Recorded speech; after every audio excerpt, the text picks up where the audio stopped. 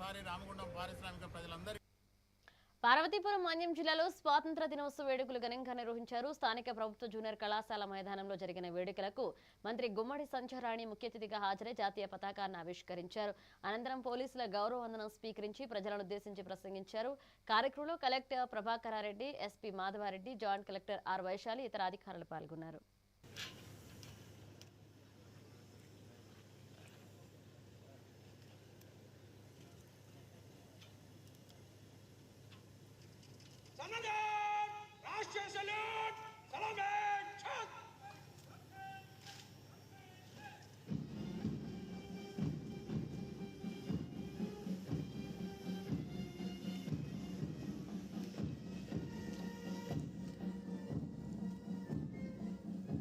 महात्मा गांधी, सुभाष चंद्र बोस, भगत सिंह, अल्लूरी सीतारामराजु వంటి మహానీయుల త్యాగ ఫలమే ఈ స్వేచ్ఛ.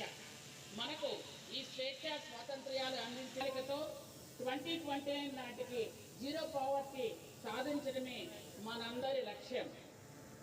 అల్లూరి సీతారామరాజు దేశ విదేశాలకు చాటి చెప్పేందుకు గౌరవ ముఖ్యమంత్రి చంద్రబాబు నాయుడు గారి ఆలోచన 13,000 మంది పార్వతీపురం, పాలకొండ, సాలూరు డిపోలకు చెందిన 240 బస్సులలో 2.39 కోట్ల మంది మహిళలు ప్రయాణించి ఉచిత బస్సు ప్రయాణాన్ని 82.5 కోట్లు ఆదా చేసుకుంటున్నారు.